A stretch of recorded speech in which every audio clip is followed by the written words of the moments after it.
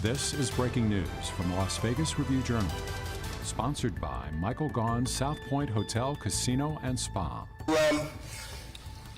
Get my thoughts together around this talk, I was kind of starting to study this photograph just a little bit. And I found it kind of amusing the more I looked at it, because if you look on the right, there's my young son Finn, and then of course Judge Jones and my wife and I, my oldest daughter, her husband, and one of my twins.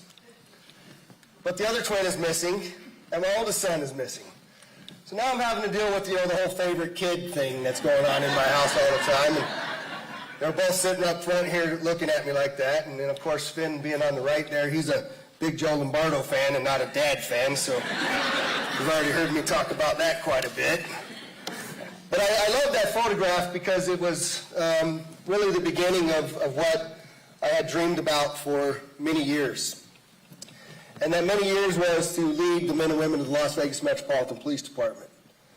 It's the greatest professional honor of my life because we have a great police department, but we still have problems, and I want to make it even greater. I tell you, as I embark on that first 30 days as your sheriff, well, the first 11 days were 11 homicides in 11 days. 6 of those were in the downtown corridor. Every day I was waking up thinking, hell, is this ever going to stop? We also had a sexual assault suspect that hit last year that we never identified in the northeast part of town, raped a young woman, and then hit again during that same period of time. And we put together what we call a major case protocol, and I'll talk about that in just a minute. At that end, we also had this casino cage robbery suspect who's hit, still in a car and then hitting 4 or 5 casinos a day. He's still outstanding, by the way. We'll talk about that in a minute as well. We also had this terrible home invasion series that crossed over lines in between Henderson and our jurisdiction, where they nearly beat a man to death and tortured his wife. And we had absolutely zero idea. And so crime is sort of running rampant, and the police department's trying to figure me out, and I'm trying to figure them out. And we start right away with major case protocol, which is where we bring our folks together from all across the police department for a 24-hour, 7-day-a-week operation to identify and apprehend the individuals responsible for all of those. And we did it, with the exception of the casino cage robbery. He hasn't hit since we've done that.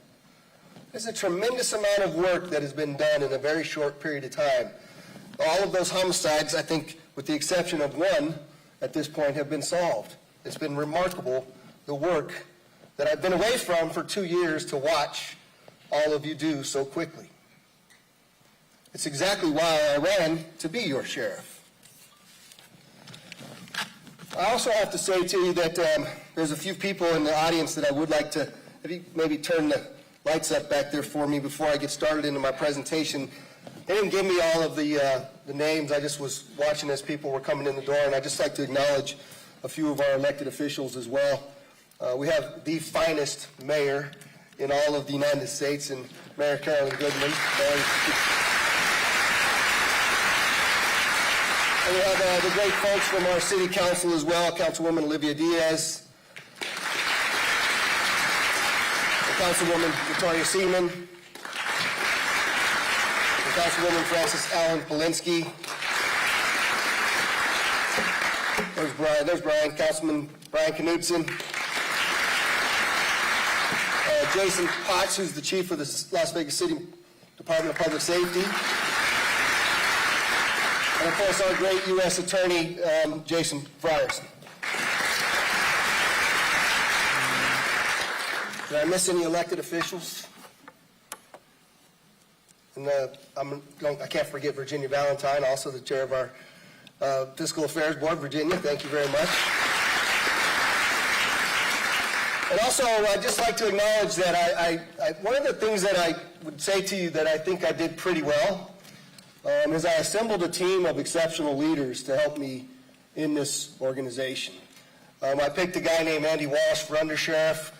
Andy, I've known for a very long time, just an outstanding human being and leader, and I thank you for being my number 2 as we come up, Andy.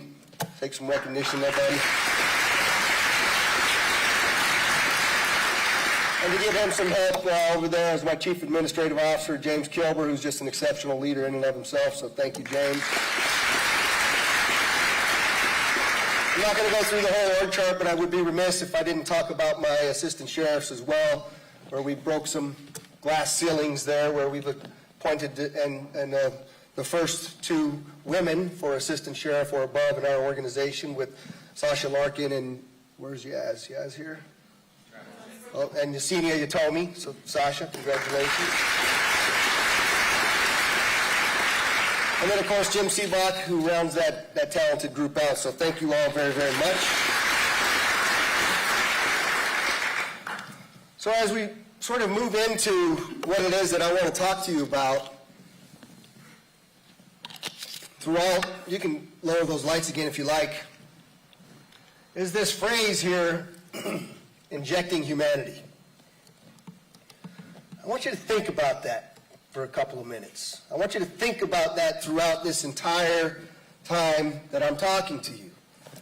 Because as we look at things that happen within our communities, if the police would inject humanity into the situation that we're talking about, I believe that we would have different outcomes oftentimes than what we've had. And that is something that we are going to continue to talk about and make the very basis of our community policing strategy, is to inject humanity in all it is that we do. So as we move forward and you ask me the things that I intend to focus in on as your sheriff, one of the first things that we're doing is we're talking about how it is that we appreciate our employees, the wellness of the men and women that are out there doing the work that we ask them to do day in and day out. Captain Josh Spitzko is actually going to form what we have called the Wellness Bureau and lead that bureau. And that bureau is focused in on taking care of the heart, mind, body, and soul of our first responders. And the beauty of what I'm talking about with this Wellness Bureau is that it's not just me coming up with the ideas about what it is that I want to do. I now have partners in the city with Councilwoman Frances Allen Polinsky and Councilman Knudsen, who just recently convened a wellness roundtable to include police, fire, and EMS to identify where the gaps are, and the next one is to identify what some of the potential solutions are, and to help us find the funding to radically take care of our police officers, our firefighters, and our EMS in a way that we never have. And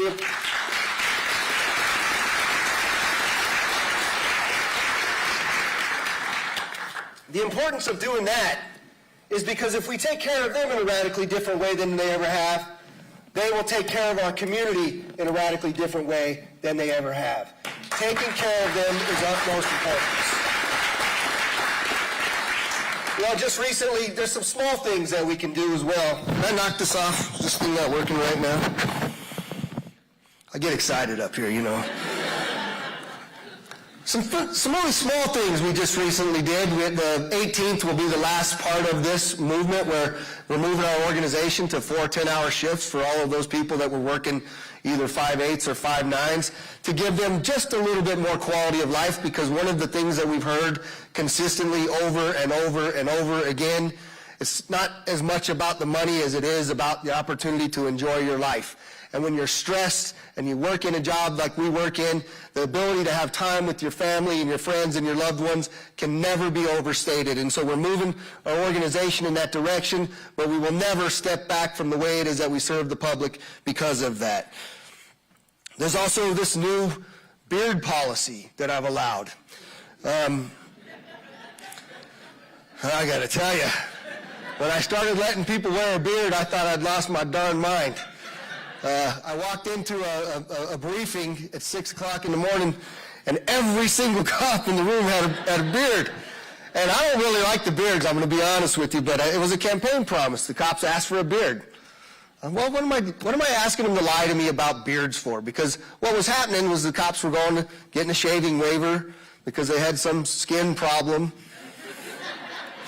right? So then they were able to wear a beard anyway, so they're going through all this drama to wear a beard. So I predict by this time next year, none of them will have a beard anyway because it's so hot. So, but now because we authorize it, they all have a beard, which is just fine.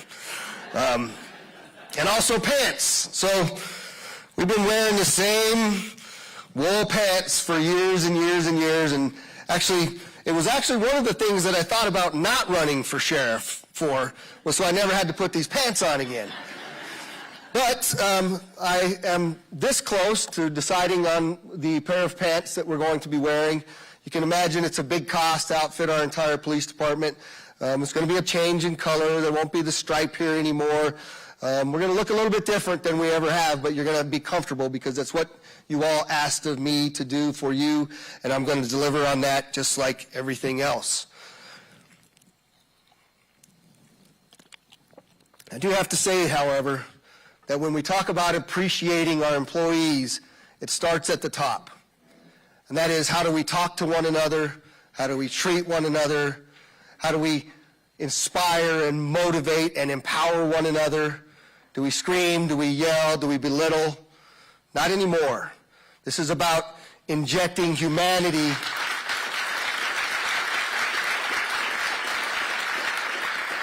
Injecting humanity in the way that we treat one another. Because if we don't get it right internally, we're never going to get it right externally. Right? So from me to you, we have to change our mindset. We have to change the way that we act and react.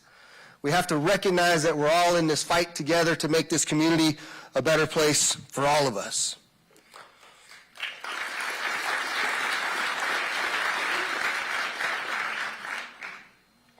I love that picture of Chris Holmes up there trying to dance, too. It makes me laugh every time. I don't know why. So appreciating our community. Again, we'll continue to talk about this, but how do we inject humanity into how it is that we treat the people that we're allowed to police? We derive our power from those very people. You know, when I think about policing, I continually think about all of these things that we do over and over and over again. I think about these neighborhoods that we've called certain terms over the years. What do we call them? We call them problem neighborhoods, chronic problem neighborhoods. What else do we call them, Andy? I'm forgetting while we're sitting here. Persistent hot spots, high crime neighborhoods. We can all in this room identify the areas that we're talking about. I hired on in 1990. The same neighborhoods, the same thing. We talked about the same ways. And really good police officers came through those neighborhoods and tried to do really good police work. We all invested our heart, mind, body, and soul into policing those neighborhoods. Yet, for the most part, the outcomes have been the same. For the most part, the outcomes have been the same. As I was challenging my staff the other day and thinking about this, you know, we have some really good examples of where the outcome was not the same. Bolden Area Command is a really good example of that. Bolden Area Command, when I was the captain there, started off the highest in all of the crime. Today, Bolden Area Command is one of the safest neighborhoods in our entire community. There's some streets over in the northwest called Yerpa Arba Balada. It was the killing fields at one time. I remember one of our police officers got in trouble for calling it a baby ghetto because the crime was so out of control. Pastor Tice in Liberty Baptist Church adopted that neighborhood along with the police department, and we changed it entirely. We haven't had a homicide there in years. Sportsman's Manor down on Boulder Highway. It's the killing field. Dozens of people lost their lives in an apartment complex, low income. Jim Seabach and a number of others adopted that down there. Now we never talk about Sportsman's Manor. There's almost no crime there. And we didn't do it by arresting our way out of the problem. We did it by investing and injecting humanity into those neighborhoods. And so what you want to hear from me, instead of hearing chronic, persistent hotspot, problem neighborhoods, we're going to start looking at them as vulnerable communities. Start looking at them as a way that we as a police department can go in there and have dramatic outcomes that are different than what it is that we've always had. That is what this police department is going to do by injecting humanity into our policing approach with our community.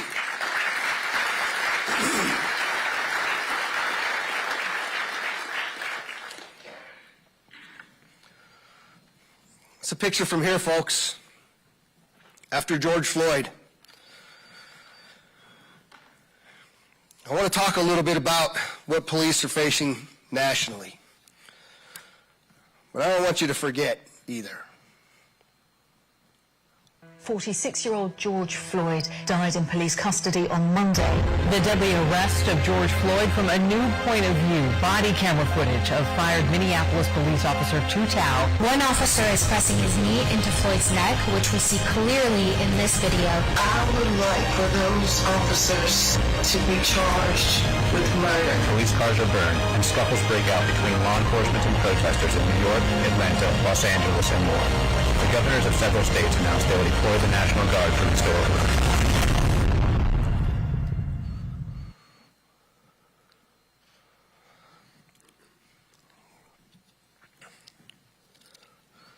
Injecting humanity into George Floyd would have caused George Floyd's death to never happen. 5 police officers standing around while we kneel on a man's neck for 9.5 minutes is not humanity. There is no humanity there in that situation.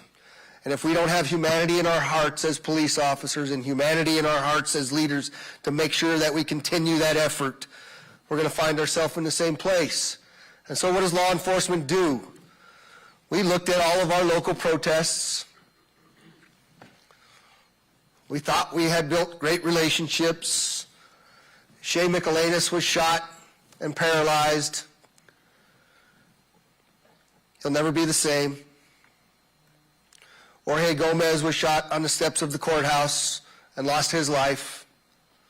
His family will never be the same. We made policy changes. We made mistakes. We made more policy changes. We've had a duty to intervene for years. We had a policy about protecting life for years. And as law enforcement leaders, we figure we're not going to be there ever again. The video begins with an apparent traffic stop and turns violent. The new hour-long video shows everything from the initial encounter to the aftermath of the meeting, the officers screaming profanities and threats. And everybody's walking around nonchalantly like it's business as usual. Race may or may not have played a role in what happened to Nichols, but his death has sparked new calls for police reform in America.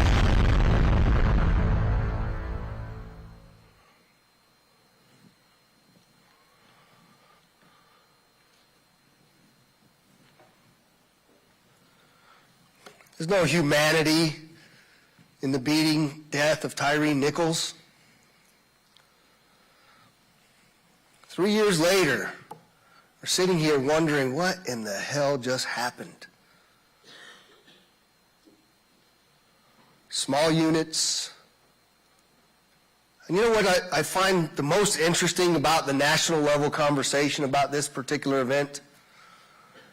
Is I heard some very ignorant people say that because it was black officers and a black victim, that it didn't matter as much. I heard people say, well, it's not that big a deal. Well, I'll tell you what, the one thing that we all forget is how does this impact our officers of color? You already had them impacted dramatically different after George Floyd, but I want you to put yourself in the shoes of one of our African American officers and think about how it is that they have to go home and they have to go back to their communities and they have to talk about us as police and them as police. And put yourself into the position of understanding the understandable. That's not even really a word.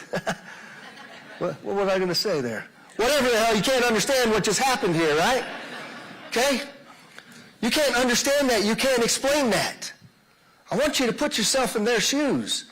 Because policing is difficult as it is, but police officers of color have an even bigger challenge than it is a person who looks like me. When these things continue to happen, we have a duty and a responsibility to pay attention across the board. So when we talk about what's next in police reform, the challenge is are we going to let others identify what that means when it comes to reform? I have zero intention of allowing other people to tell me what needs to be reformed. We have really led over the years and been in front of the change curve for many reasons because of how great this organization is. But as we continue to change leaders out, you can fall back very quickly. You have to have leaders that are willing to push an organization to expand and expand and expand. And I know we can get there. I know we will get there because we are going to find ways to reimagine how it is that we police to be far more effective, to keep these vulnerable communities safe, and to reduce the violent crime in our neighborhoods. We'll work with the legislature. We'll work with the Congress. We're going to continue to find ways to push this forward so that this police department is out in front. I want to talk a little bit about some of the challenges that we have. By the way, this is our hiring here that, where's Mike Gennaro at? Mike Gennaro was able to get that put up on the side of Allegiant Stadium there to get us some really good advertisement from all the people that are driving up and down I-15. So thank you, Mike, for doing that as well. Some of our biggest challenges that we have right now is we start off the year with 300 budgeted unfilled positions. I want you to think about what that means, folks. That's basically the equivalent of 2 of our area commands. Now, we've just filled an academy. That's going to drop that down to about 167, I think is the number I heard yesterday, which is good. We're heading in the right direction. But I want you to also know, because of events like this that I just showed you, we have a 70% drop in the number of people applying to come into our organization. And I'm actually leaving after this speech today to go to Washington, D.C. to participate with major city chiefs. And all of the talk ahead of that is focused in on recruiting. Recruitment and retention. Who wants to come and be a police officer when you can go be a firefighter and never have to deal with any of this stuff? Right? Well, listen, we all know why policemen were born, so firefighters could have heroes. We know that, so it's all right. But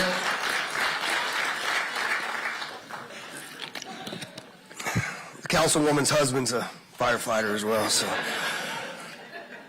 was my dad, so I can get away with that. But this is a real issue for us, folks, and we have to find ways collectively to better recruit for our organizations. I know Chief Potts has the same issues, and every other chief in the valley has the same issues. And as we move forward in this, you know, the one thing that I'm not convinced of is that recruiting outside of our city and our state makes a lot of difference, because people just don't leave other jurisdictions to come to other places. So my plan is to build bridges to our local communities, particularly those communities of color, because we still remain challenged on filling our ranks with people of color, to find ways to bridge that gap between 18 and 21 so that when they turn 21, they become viable members that we can hire, that meet our standards, and that can move forward in becoming great men and women of our police department. Our dispatch center, I'm about 50% down in my staffing at dispatch when he took over. The number one thing I heard about on the campaign trail was A, I can't get through to 311, and then B, that traffic is out of control in this town. Those two things were the first two things that I heard about consistently. I went down to dispatch very first night. Sometimes 2-hour call waits to get through on 311. Changing the environment. James Kilber and Yaz and Mike Gennaro were changing the environment and changing the way it is that we treat people down there. We're going to get that place staffed back up, and we're going to get it fully staffed so that it is that we can serve the people of this community in a way that we've never served them. Crime is also of the utmost importance. We've put a tamper on that homicide rate had been going up. But the bottom line is that you need cops to fight crime. So we're going to continue to merge those two things back together to get all of this stuff done. When I talk about the Clark County Detention Center, you know, which tower is it we're getting ready to refurbish again? South Tower is getting ready to get refurbished again. So we're going to be displacing hundreds of inmates at a time. We also have the largest mental health facility, the largest addiction treatment center, and the largest homeless center in the entire state of Nevada. And I'm proud to say that there's a number of folks that have already come together.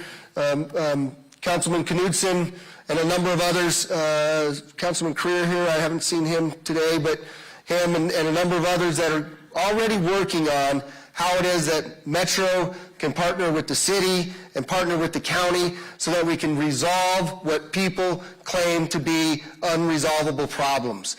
I don't believe that homelessness, addiction, and mental health are things that we cannot be far more effective at, and neither do they, and I thank you for your partnership. I thank you for your leadership, and Metro is all in to do as much as we possibly can as a community about all of these things, because we also know that while that jail is full of those individuals, incarceration doesn't fix mental health, addiction, or homelessness.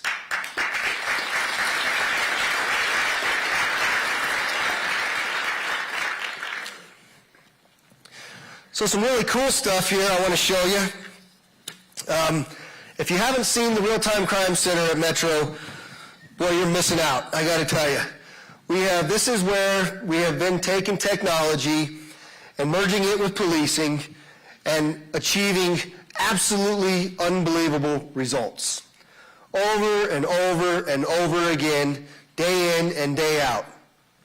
These men and women that are working up there are using the latest technology that is oftentimes donated by private individuals to help us solve crime. And I'll be very honest, I'm an old-time cop. I'm not a technologist by any stretch of the imagination. The truth is, ask my family, I can't connect a VCR, right? I can't even figure out my telephone for crying. I know there's no such thing as a VCR anymore, all right? Jeez. Well, it's like, whatever, all right, I got you. The point is, I know nothing about it, but I know how to lead, right? You assemble teams, you remove barriers, and you give them what it is that they need. And so crime cameras and license plate readers and the use of facial recognition technology in small bits when you have an identified suspect to bounce it off against mugshots and those types of things. And we continue to use this technology to do things that we've never been able to do previously. Here's one example. You remember I told you I had that guy that was out there robbing banks, 4 or 5 of them a day? And we couldn't catch the guy. Stolen car. Couldn't catch him. Well, guess who caught him for us? Fusion Watch. All we had info on this burgundy car, and that was it. Hey, advice. We have a red Hyundai Santa Fe Break. Occupied right now, WA driver, AMA passenger. Let's go over this channel for the 425B. The vehicle pulled into a nearby apartment complex that had a plate on it. It just pulled back out and it has no plate. Occupied right now, WA driver, AMA passenger. He headed eastbound on Stewart, just made a northbound turn into the shopping plaza on the northeast corner of Willis and Stewart. Well, there's a cheese bank in that parking lot. I want to check that out. 450 area, units mobile area, and get the area where there's a license plate inside the vehicle. 023 Paul 67 is the plate that was on the vehicle before he took it off. I have both of the suspects. They're on Stewart and Ellis right now. They're walking. Now they're running across the street. Verified has those suspects are in the 7-Eleven parking lot. Continuing westbound now. Looks like they're hearing complying right now. We got 4 officers on hand now. 323. So does he.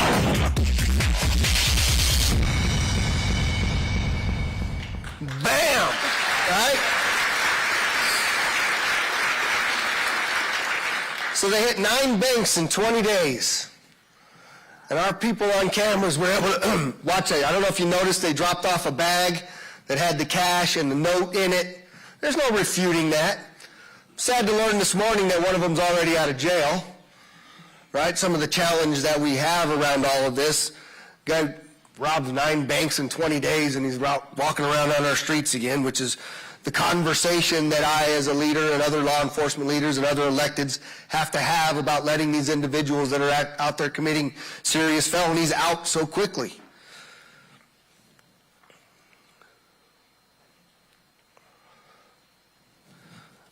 So, talking about crime here for just a second.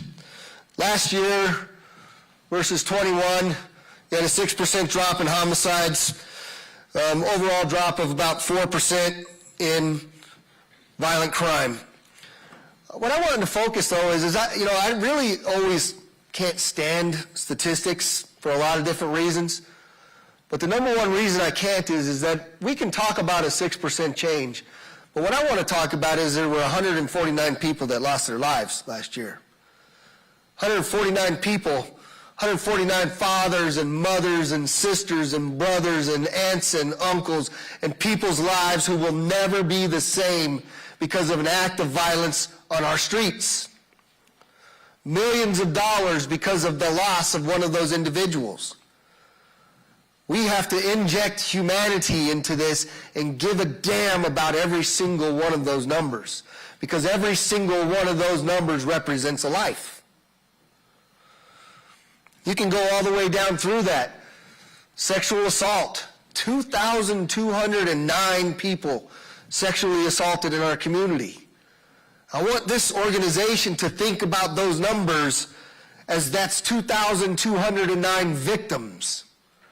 People whose lives will never be the same, because if we really begin to inject humanity in that perspective, we will take this police work personal and do as much as we possibly can to solve all of those crimes. You move on to property, robbery, burglary, vehicle stolen, everything up almost 10%. Oh, there's my call to action. I know a lot of you are probably looking at this and saying, this guy really wants us to drop crime overall by 10%?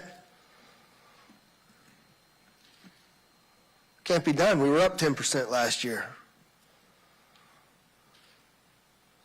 They're people. I believe in you. I know that if we treat each other right, we inject humanity in what it is that we are going to do and how it is that we're going to do it.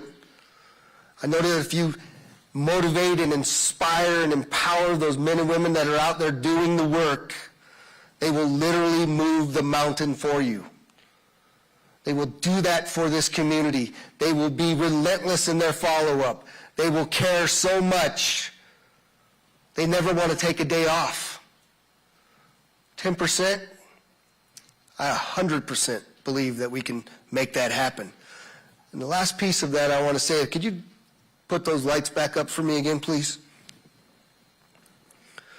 There's also a group of people in here that have really helped me as an individual over the years, and this community over the years, to drive us to be better than we've ever been. MAC members, could you please stand up?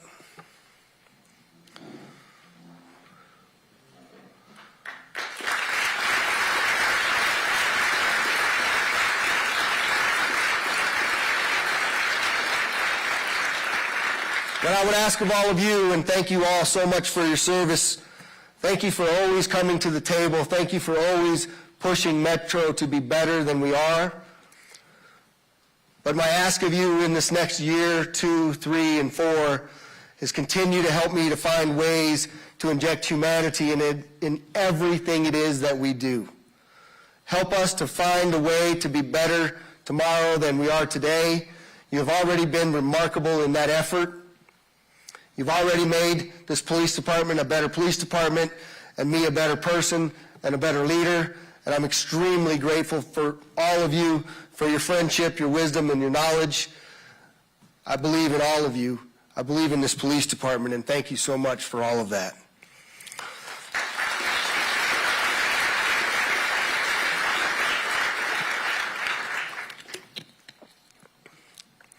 So So I'd be remiss if I didn't acknowledge my beautiful bride, Kelly, and my 3 of my 5 kick-butt children. Thank you all for ditching school and coming here as well. And stand up. Stand up. Yes, stand up.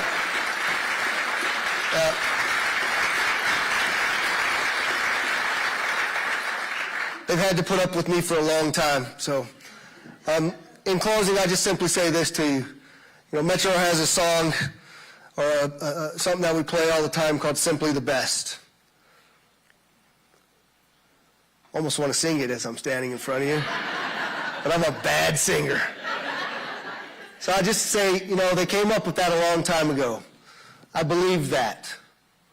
But we're not as great as we think we are yet. We have a ways to go. We have a lot of things to improve upon.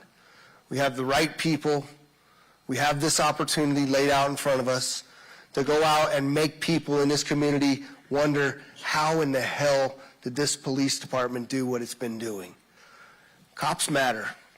The civilian members of this organization matter. We're going to work on taking care of you in ways we've never taken care of you before, and we are going to take care of this community in ways we've never taken care of it before. I'm so excited to lead this organization and to work alongside of all of you. God bless you. God bless Metro, and God bless USA. Thank you.